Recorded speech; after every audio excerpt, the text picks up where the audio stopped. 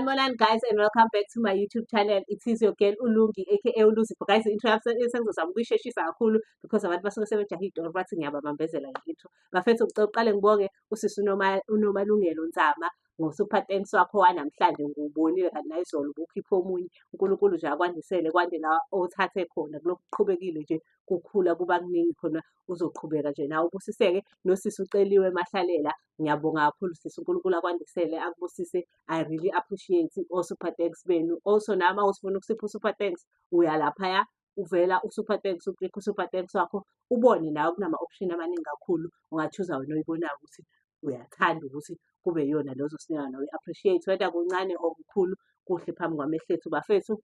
Ningakhohlwa siya-subscribe, siya-like, siya-share, siya-comment, siklikhe le-notification bell so that sizobe uqala ukuthola ama-notification whenever I post a video. Asiwaskiphi ama-adverts nangephutha nangebhadi siyawabuka nje eze yophela guys. Masizokwenza njalo channel yethu izolokhu iqhubeka iya phambili without wasting your time. Another day, another story. Uma kuthi musha ushanye sawubona noma kuthi uyabuya nithi hello. Okay guys, without wasting your time, story sesanamhlanje mayelana nosisi. Usisi uthi yo sometimes uyashada nomuntu ujole naye uzushade naye utsho uthi uyamazi kanti awumazi uzomfunda endleleni. Hayi bo, ngithi kanjani sisi? Athi usisi hayi bo, mina ngathandana nomfana. Mengithandana naye he was just a guy othanda imali. Okay, imali ubeyithanda. Hustler. Uthi yabo umuntu ongadayisa ngisho ama-chips ukuze enze imali yabo. Uthi hayi okay, I liked that about the guy. Uthi yikhona yona nto yona quality nje yafike yangichaza kakhulu ukuthi lo mfana ngiyazi angisoze ngalamba ngithandana nomfana and wangitshela yabo mina mangiba right wena uzoba u-housewife angeke uze usebenze. Uthi hayi okay cool, hayi mfana ngimbone Nkosi yami uyavula amabhizinisi noma engichaza ukuthi amabhizinisi akhe but wena amabhizinisi futhi a-legit. Uthi hayi okay fine abe right umfana. Uthi umfana abedana akhanda umuzi. Uthi I'm not aware guys, angazi ukuthi umfana akhanda umuzi isithabathaba somuzi. Bekhanda isithabathaba somuzi mase eyahamba-ke uthi umuzi wakhe ukhandwe endaweni yabo esemakhaya but la watsensile njengomzini yathi kanje. Uthi hayi mase ukhandile umuzi umfana engangitsheni lutho aze-ke mase yangiproposa hayi then ehambe yolobola ekhaya. Uthi nje yenze yonke i-procedure ngendlela e-right. Uthi mangabe ngosuku nje after usuku lethu lomshado yabo singayi kwi-honeymoon umfana evela nethi siya kwi-honeymoon. Hhayi kodwa ngixakekho hawu le honeymoon ela khona la endaweni yabo endaweni engiyaziyo nje yabo. Uthi hey mangithi umfana nto uyongikhombisa my house. Uthi yo guys yonke into isi-right kufenishiwe yonke into i-proper. Uthi yo ngithuka uthi hayibo bra sapha kangitshela lo muzi kade wawukhanda yabo. Bekade nje elinda ukuthi eqede wona ukuze ezongilobola ukuze mayangishada nje ngizohlala eduze nami. Uthi yo ngijabule kube mnandi kube nje. Uthi umfana ngishayise i-room tour. Uthi ngishaye sekukhona yonke into yini. Uthi ngishaye i-room tour yonke into ihambe kahle. Uthi-ke mase-ke sifika on our main bedroom la esolala khona. Uthi masifika kwi-main bedroom angitshela umfana angikhombise-ke yonke into. Uthi yo ngibe excited uthi bese yangiyala. On that day guys, in that day athi ngiyacela kukho konke okwenzayo ungawuthinti lowa bhasikidi. Uthi yabo ngithi uyadlala mina ngithi mina why usethi nje ungawuthinti lowa bhasikidi and I'm not even joking. Ungawuthinti lowa bhasikidi because uma ungawuthinta angazi ngampela. So nje ngiyacela ukuthi ungawulokothi noma kuthiwa wenzani ungasondeli ungawuthinti lowa bhasikidi ungawususi nje athi uyashanela. Lowa bhasikidi kumele uhlale ukanje at all times. Hhayi uthi athi hayi okay if you say so but nje iyangithusa leyo nto ukuthi khona into engeke ngikwazi ukuyithinta emzini wami. Hhayi usethi nomfana no okwamanje nje ngicela ungihloniphe ungilalele ungawuthinti lowa bhasikidi. Hhayi athi ugeli Nkosi yami azibambe ugeli yabo ngisho eklina yabo uyawuhlonipha lowa bhasikidi akawuthinti ngampela akasondeli. Uyahlala nje la endlini lo bhasikidi awunyakaziswa awenziwa lutho. Uthi labo bhasikidi abaney'valo yabo. Uthi hayi okay cool nje ngingabi nankinga futhi ngi-accept nje ukuthi okay uthi ngiyayisebenzela-ke. Uthi uma ngisebenza awusangiyuthintile ubhasikidi nomfana uyasebenza isikhathi esiningi uhlezi e-out kodwa nje imali ikhona yabo. Uthi hayi imali mangabe iba khona-ke uthi le nto ngiklineke-ke la endlini yabo nje but angiwulokothi ubhasikidi and ngi-curious every time mase kuzofika nje kade ngikline endlini mase ngifika nje ekamereni bedane ngibe nalokho kube khona into ethi uvule kube khona into ethi uvuleke kube khona into ethi uvule kube khona into ethi uvuleke. Uthi hayi ngelinye ilanga uthi akubanga nje futhi isikhathi eside uthi ngeke ngidlale le ndoda mina ngiyowuvula lo bhasikidi. Uthi kube khona into ethi hey ungayivuli, uthi ngithi ngiyawuvula lo bhasikidi. Uthi ugele hhayi ngiqonde khona ngapholisi maseko ngishone ebhasikidini mina ngiwuvula. Uthi uma ngithi ngiyawuvula ugalagala wenyoka. Uthi angi-understand ukuthi leya nyoka ifitha kanjani kuloya bhasikidi. Kwayilokho nje kwangi-traumatize ukuthi kunenyoka engaka phela umkhulu ngaleyo ndlela, ngibona abakhulu. Uthi ubhasikidi nje ukahle. Uthi kodwa kwaphuma inyoka uthi yaqhasha yabheka phezulu. Uthi iqhasha ibheka phezulu ngavedane ngathula mina yabo. Uthi ngathula du phansi. Uthi kodwa sengibonile ukuthi khonani ebhasikidini. Uthi ngawa ngale ndlela yokuthi nje ngazona out. Uthi kwaze kwafika yena umuntu wami. Uthi mefika wafika kushuthi inyoka imguqile usisi but ayimenze lutho nje imguqile yabo. Uthi mefika wangamvusa kushuthi yabo. Wavedane wamshuthela isithombe. Memshuthela isithombe, wamshuthela isithombe, wase wamkhothisa kushuthi lezi zinto zakhona ey'khothayo wakhuluma naye engabe ekhulunywa naye, yasuka inyoka. Hhayi, mase yamvusa-ke amvusa athi hayibo kwenzakaleni. Angamtsheni ukuthi umbonile uyena omvusile nani angemvusi nje njengomuntu yabo ovusayo ukuthi hayibo kwenzakaleni. Amvusa hayibo kwenzakaleni.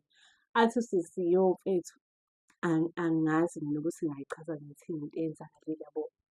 Uthi ehene ngithi ngiyawuchaza kwenzakaleni. Uthi ethi nje hayi angikwazi ukuchaza. Uthi ethi I hope awuvulanga ubhasikidi.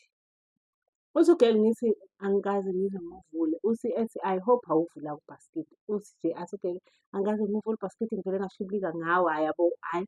Uthi mase evedane umfana emkhiphela isithombe athi yini le. Amkhombisa isithombe sakhe egoqwe inyoka. Uthi kwaphinde kwathi angiquleke game two. Uthi le nyoka iphinde yayirola kimi. Ayigcinanga nje ngokungithusa ibheke phezulu iphinde yangirola. Uthi irole yonke yena uqobo lwakhe. Hhayi, uthi ngithuke even uma uthi isitwana esime esengihlala naso la. Uthi mese ethi-ke sisi-ke ngiyakhumbula ngikutshela ukuthi akumele uvule lo bhasikidi. And wena ngenkani yakho wa-decide ukuthi uzowuvula lo bhasikidi. Manje-ke uzoku-face ama-consequences okuvula lo bhasikidi. Wathi number one, into engizokutshela namhlanje akumele uyitshele umuntu. Lelanga oyokhuluma ngalo uyofa nokufa. Hayibo, ithi intombazane ngithole ukubala-ke manje ubale ndoda le because akuyena phela lo muntu ebengithandana naye all along lo. Uthi wathi number two, usuyifakile-ke entweni obungahlangene nayo. Mina-ke ngithwele and ngahamba ngayothwala ngale nyoka le kade uyibona la. Ayisho ngegama inani negama ntombi. Ethi le nyoka le kade uyibona la ile nyoka engithwale ngayo. So the fact ukuthi usuyibonile, you have become iphathi-ke yalo mthwalo wami. Wathi bengiku-protect-a le nyoka le ifuna ukuthi ithanda abantu besifazane. That's why hlezi ngingekho la kusuke ngiyohanta abantu engizolala nabo. Uthi le nyoka ikawu-two, khona ekimi khona ela ebhasikidini. Lesi ebhasikidini iyona eyenza ukuthi ngibe nemali. Imali ifika through le. Ukuthi kanjani nama angaze ngichaze abantu. Wathi le kimi iyona esebenzayo. Ngihambe ngilala nabantu ukuze belentuze befide le nyoka le. So wena ngoba usukwazile ukuthi uyibonele le nyoka uzodila wena sekuzoba inyoka yakho usuzolala nale nyoka le. And awukwazi ukutshela muntu ngalokho. Because inyoka I was trying to hide you from inyoka because le nyoka ithanda abantu besifazane. So bengingamele ukuthi ikubone. The fact ukuthi sikubonile-ke you have no choice but usuzoba wena umama wale nyoka. Yo, ithi intombazane ngishokhe ukuthi ithini indoda yini? Ithini indoda kimi? Hhayi, ithi intombazane ngithuke-ke uthi angitshene ethi ngizokuchazela yonke i-procedure because usuwuphathi vele usuyingxenye. Mina-ke everyday umsebenzi wami kumele ngilale nabantu nomuntu wesifazane. Wena everyday umsebenzi wakho uzomele ulale nale nyoka. Ithi amtshene ukuthi indaba yomsebenzi nje vele ukhohlwa. Khumbula nje uzoba u-housewife. Sekuyaqala-ke manje usu-housewife. Uzohlala la endlini wenze wonke ama-wife duties zakho ukuze inyoka mese ikudinga izokuthola. Awusakwazi ukuhamba la endlini. Uhlezi ula endlini uma kukhona into oyifunayo ngizokulethela mina. Yo, hhayi intombazane ithi ngeke. Etshela ayikho indaba zangeke la iyaqhaqhazela manje iyasaba. Ayithwala ngempela-ke intombazane iyeke ukusebenza vele yayingasebenzi yabo into etheni. Ivedane ishiye phansi ngokusebenza Nkosi yami isende nge-message ukuthi ayeke ingayi nokuyo-resign nge-message ukuthi ngeke isakhona ukuqhubeka nomsebenzi. Hhayi Kuthi kusenjalo nangempela intokazi-ke ibuze-ke manje inyoka, athi uzozwa, khona umsindo ozowuzwa uma ngabe inyoka kuwukuthi isiyakudinga. And into ozongenzela yona, uma uzwa nje lowo msindo, uzongisiza uze uzolala la embhedeni and ulale umise amadolo, inyoka iyawazi umsebenzi wayo. And into engcono ukuthi angeke uze uyibone yonke lokhu ekushiwo. Khona into oyikhothayo amnikeze. Athi the moment uzwa umsindo ukhotha lento, uyahamba uyolala embhedeni umise amadolo.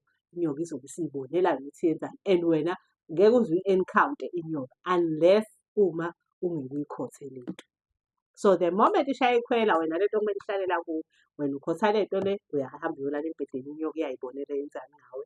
Mase uzobona ukuthi masiqedile uzophela lo muthi egazini. Ha! Ithi intombazane enhlweni ngiyalingwa ngisehlane.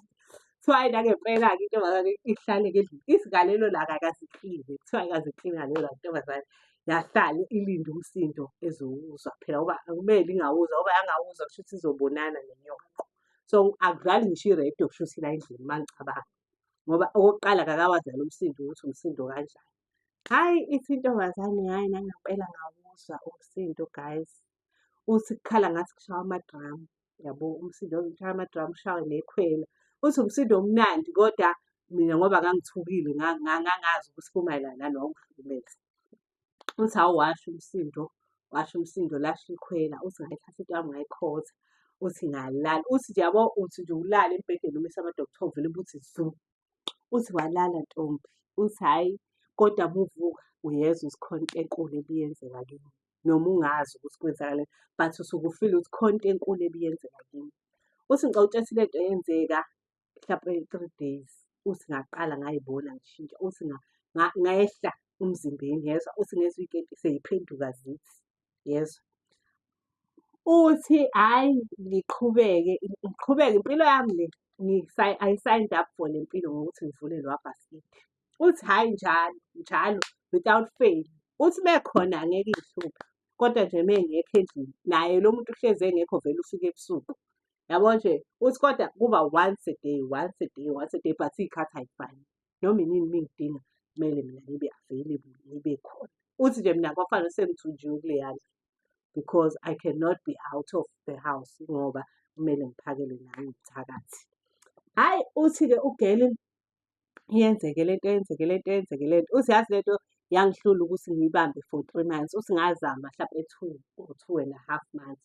Uthi ngazizaca guys, uthi ngiyancipha. Uthi lapho kubhuda khona hleze ngiphathele ubisi. Ethi kumele ngiphuze lolu bisi lolu. Angazi kwakumayelana. Uthi nje ngase ngiphuze ubisi isikhathi esiningi. Uthi hhayi inentuzane indoda-ke. Uthi-ke indoda-ke nje nayo ayinasikhathi nayo ibhizi. Uthi imali ikhona but I don't even enjoy le mali le yabo. I'm as good as dead nje. Uthi ngiy'tshela ukuthi ngelinye ilanga uthi nje sengihlukumezeke kakhulu yabo mhlawumbe kwase kophela 3 months. Uthi ngiyazaca nala ngaphansi akusekho right. Uthi ngisho nami ngiyazizwa nje ngageza usungathi angigezanga. And nje angisekho nomali yabo khona izinto engay'qondi kahle. Kunama-pains engingawaqondi kahle. Kune-smell engasiqondi. Kunama-fluid engingawaqondi kahle. Yo uthi lo girl ayibo ngirealize ukuthi uthi nginayo ifamily nginayo. Bangifonela but I act as if I'm okay because angazi nanokuthi noma iyangizwani ugalagala lo mhlawumbe uma ngithi angikho right mhlawumbe uzongizwa yabo. Uthi hey ngibona ukuthi ngiyafa la ngizoshona. Uthi sengizacile angisekho nomali nami angisayinaki vele ngizoyinakela into ebuka ubani because ngihleli ngilinde ukulala nenyoka. Uthi nasekhanda iy'nwele zami sey'qala ukuba umqothuka. Uthi nje angazi uyavele yashintsha nje impilo yabo. Uthi hhayi ekhaya bangifonela hamba kahle umshado phela usamusha umshado wonke umuntu bangifonela hamba kahle. Uthi hey kumele ngi-pretend-e. Uthi lapho ngiyagowa. Uthi hey kwafika ngelinye ilanga nje ngihleli. Uthi I might as well just speak the truth cause uma ngikhuluma iqiniso ngizofa manje. Uma kuwukuthi iyangidla izongidla manje le nyoka iqede ngami and then ngiyazi ukuthi mina ngolentuzane uma ngabe kuwukuthi kanjani izongidla manje ngifinishe manje iqede ngami manje. Then ngihlale ngazi ukuthi yabo ngifile-ke kunale mpilo engiyiphilayo cause kwale mpilo engiyiphilayo ngifa slowly but ngiyafa kodwa slowly yabo. Uthi lapho umfana uyapringana Ntombi akahlali akanginaki akanandaba nanaba akalali ngisho nanaba. Hhayi ithi intombazane-ke Hhayi ngifonele usisi wami ngithi mina sisi, angazi noma ungakhona yini ukuze uthi ngase ngiyazi angithi ukuthi iza kanye inyoka on a day. Uthi ya ngayitshela ukuthi ngathi ungakhona yini ukuthi uzongibona ngizokufonela uma ngabe sengi-right. Ngicela kodwa ube nje uhlale u-ready ukuthi uma ngikufonela uyasuka straight uza la endlini ngidinga ukukhuluma nawe. Uthi hhayi ifike-ke inyoka, angithi vele isifikile for the day. Uthi hhayi-ke mese ngiyamfonela ngithi sisi ngicela ukuze cause ngiyazi ukuthi ngeke kusaqhamuka, ngeke kusaphazamiseka. Sisazozwana yabo, sizokhona ukuxoxa nosisi cause mase ihambile for the day ihambile. Hhayi ithi intombazane-ke, hhayi ngangempela ifike-ke inyoka yenza into yayo yangalelo langa. Uthi ngangikhathala ngibe yibhithi ngaze ukuthi kade ngishawe umphakathi yezwa. Uthi kodwa ngase kujwayeleka-ke cause kwase ku-more than 2 months. Hhayi ithi intombazane-ke afike mefika usisi wami ithi mefika usisi wami u-right. Uthi mengibone vele ekhala ethi yini udliwa yini. Uthi ngizace ngithola ngiyisalukazi gazi. Uthi ngigugile. Uthi mefika athi hayi bo sisi yini. Uthi avele akhala. Uthi nami ngikhale-ke manje ukuthi kanti sekunjani mase kukhala nosisi wami. Uthi avele akhale usisi wakhe athi sisi udliwa yini khuluma. Uthi ngithi mina sisi ngeke ngangena entweni e-wrong. Uthi athi yini wangena entweni e-wrong kanjani? Uthi angazi. Uthi yabo, uthi-ke ayi vedane ngithi mina angifuni ukuba la endlini kodwa angikwazi ukuphuma la endlini. Uthi athi sizakhe kanjani ungakwazi ukuphuma? Uthi ethi ngiyasaba nokukhuluma yabo. Uthi ethi hhayi asiphumeni la endlini mhlampe ngizokhona ukukhuluma yabo, asiphumeni mhlampe ngizokhuluma nawe. Cause wayesazi vele ukuthi ngoba iseyibonile inyoka ayisekho into ezokwenzeka. Uthi hhayi nangempela bephumele. Uthi uma bephuma-ke ehambe bedrayive nosisi wakhe. Uthi ngimtshele ukuthi sisi angazi ngathi ngasekhanda angisekho right, ngine-stress. Amxoxele sonke le story engixoxa sona ukuthi wavula kanje kanje. Athi lo sisi ngeke-ke nje ngeke. Njengamanje asisabuyeli kuleya ndlu. Uthi ngithi mina kanjani? Uthi ethi nje asibuyeli kuleya ndlu. Thatha kwalo dodo owuphethe umtshinge. Ithi into yona ngiyasaba mase ngiwutshinga kanti inyoka izongilandela mese ngenze njani? Cause ngikwazi iyona into engivimbayo ukuthi ngingayiboni. Athi lo sisi ngeke sisi. Ethi hhayi kungcono asiphuthumeni siyobheka noma umuntu ozosinika usizo. Hhayi befonele-ke iy'hlobo zabo bebuza ayikho inyanga eniyaziyo hlampe esebenzayo. Hhayi abantu bayaleleka iy'nyanga-ke vele she knows ukuthi lolu suku lwanamhlanje inyoka isidlulile but akanayo ishow nakhona ukuthi hlampe namhlanje phela nayo hlampe iyasensa ukuthi sebepulanani yabo. Kuthiwa behambe useyathuka usisi uhambe. Kuthiwa bafika-ke enyangeni thizeni. Kuthiwa uma befika inyanga, imtshele inyanga ukuthi wena inyoka nje ifinishile ngawe ikuqedile. Or iqale iphuphise le muthi lo wale nyoka lo awudlayo. Mtshela ukuthi nje kwaleyo nto oyiphethe ivungu ithathe nje uyijubilide. Yabo wayicheleke ngezinto bese yayijubaleke. Hhayi mese eyijuba-ke mase singakhona-ke ukukhuluma nawe njengamanje. Hhayi amhlolele-ke amtshene ukuthi wena sisi le ndoda le vele wena umuntu obusisekile in life. Uyintombazane nje eyisiphiwo kwawena, angazi wazala umbethe kanjani akhulume nje yonke le zinto ey'hlezi ey'khuluma. Asho ukuthi le ndoda yabona ukuthi ehene yahamba kushuthi vele ifuna ukuyothwala. Yatshena ukuthi kumele ishade wena, uma ishada wena uwena ozolala nayo inyoka ngoba u-powerful.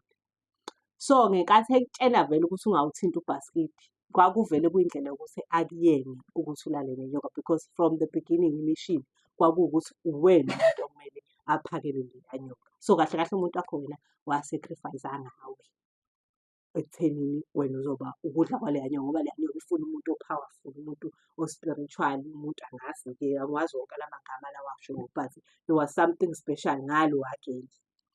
Kuthiwa intombazane ikhala ithi kanjani kodwa yena sasuka naye phansi ethi kusaqala kwakuwuthando but towards the end eze kushade kulobole ethi that was kwase kuyi-idea leyo, kwase kuyi-plan leyo yokuthi abe rich yena.